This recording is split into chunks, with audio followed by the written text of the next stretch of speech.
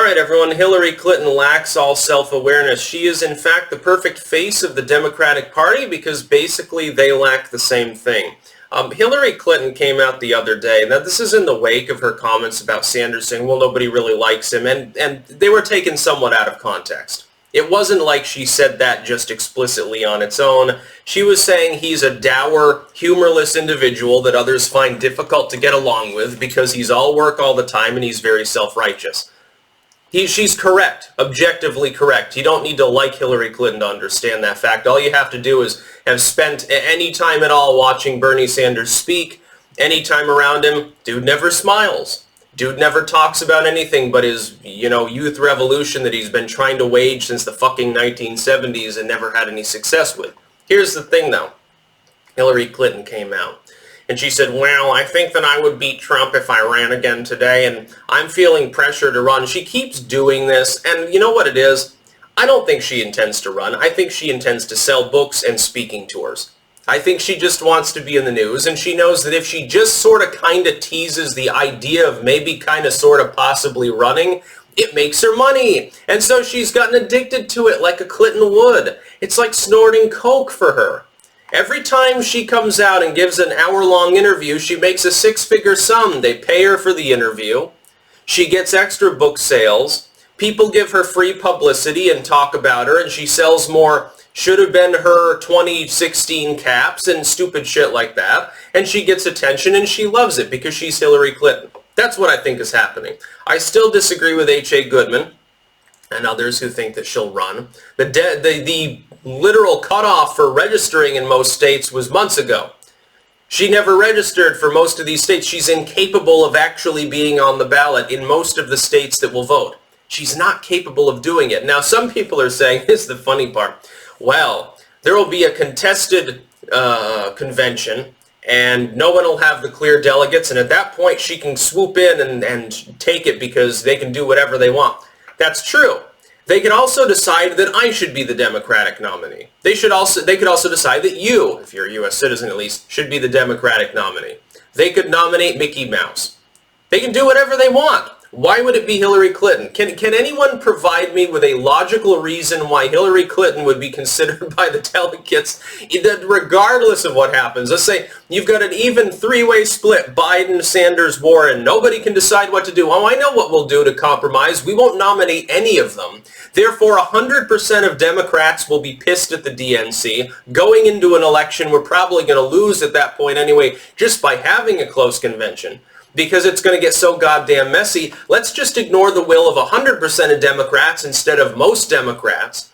Because at the very least, you could, at least, you go into the convention. Somebody's going to have more delegates than the others, even if it's not a majority.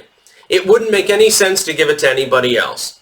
It doesn't matter who that is. If Sanders is 10 delegates ahead, Sanders should be your nominee. If Biden's 10 delegates ahead, give Biden the nomination.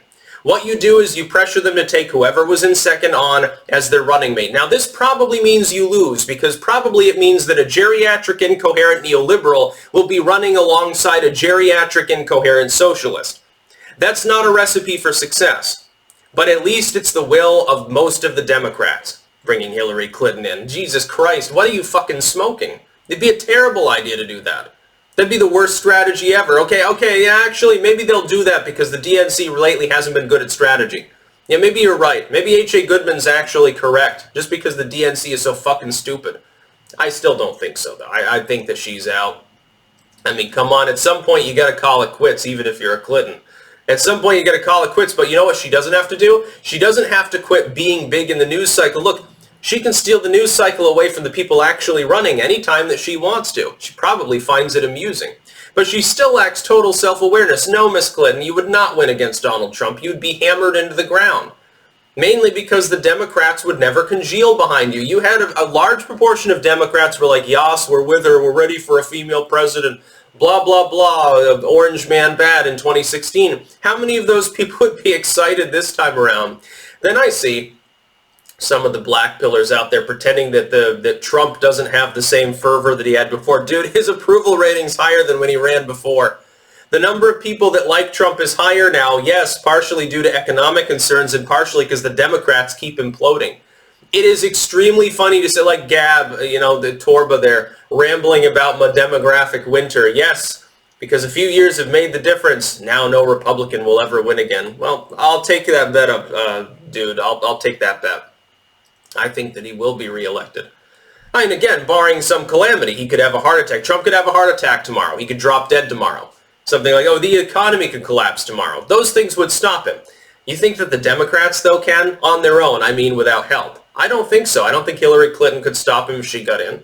Her self-awareness levels are sorely lacking because it's quite clear that she would lose. There's no way at this point for her to get in without collapsing the entire party.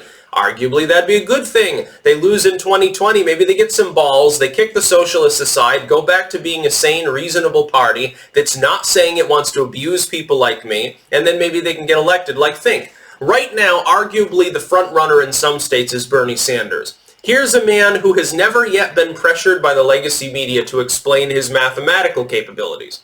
And what I mean by that is this. If Bernie Sanders says, I've got a way without raising middle-class taxes or imposing any regulatory burden on small businesses whatsoever in order to pay for free, taxpayer-funded college for everyone. Okay, granted. We can see your math. We can dick over whether the math is accurate later. Let's assume that it is, though. How do you also reconcile that with trying to extract blood from a turnip and take that same money over and over again from the same group? Again, without any middle or lower class individual paying new taxes, no small business taxes, nothing that'll inordinately raise the cost of living or goods or services. You're even talking about rent control. How are you going to give them the MUF-free healthcare and the MUF-free education and the student loan debt forgiveness and the climate change omnibus and this and that? And you see, the problem is he can't explain how all of these things are paid for. He can only explain them in a vacuum one at a time. That's because he would have to enormously raise middle-class taxes and small business taxes in order to pass more than one of these proposals. Even then, it would require military budget austerity, which you're never going to get past Congress. The Democrats wouldn't back it any more than the Republicans would. He's fucking fooling people when he pretends that. You're not even going to get your billionaire tax increase. And most of the people who are billionaires, they don't make billions every year in salary you can actually tax as income like Warren seems to think. They're billionaires because they have billions of dollars in business holdings. But those holdings were taxed when they were built. They're taxed in their operations. The employees are taxed. The goods are taxed. The transportation of goods to them to be manufactured or rearranged is taxed. Everything about them is already generating revenue for the government. The government would lose money if you were to inordinately tax it and force the billionaire class, so-called, to liquidate these things. There's a difference between someone who makes $1 billion a year and somebody like Trump. This was a funny thing. And I know we're getting slightly off the topic of Hillary, but bear with me because it is important when we're thinking about the platforms of the Democrats and how non-viable they are in that context.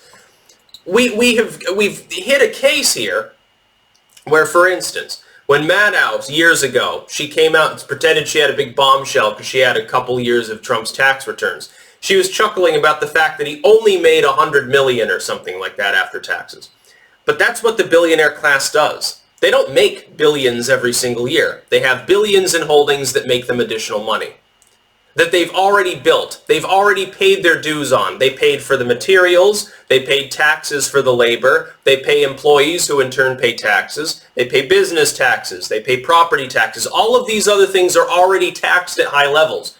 Everything you do is regulated and taxed. And supposedly we live in a capitalistic system. No, we live in a socialistic system with trappings of capitalism, just enough to keep it going so that at the very least there's a little bit of growth going on. We should have unbridled capitalism. Then you'd really see an economic engine the likes of which you've never seen before. Fortunately, we haven't tried that in a long time. Worked when we did. Stopped working when we abandoned it. Around the time we start the war on poverty, things start slowing down. I wonder why. Also coincides, the tough on crime coincides with a rise in crime as well. Interesting how these things work. So yeah, Hillary Clinton thinks that you'd vote for her if she ran again. No, I think that most of the people that voted for her in the first place would abandon her. I think they'd say, oh, not again. We're staying home. I'm not even going to participate in watching her get beaten over the head by Trump and lose again. They just wouldn't be willing. And ultimately, if you look at the candidates, none of them are much more viable than Hillary Clinton is for the most part. Buttigieg is now in 5th, so he's outside of the realm of viability. At this point, it's the top 4.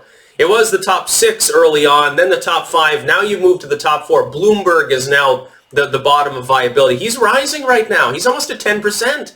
Did you know that, by the way? And this isn't an aggregate.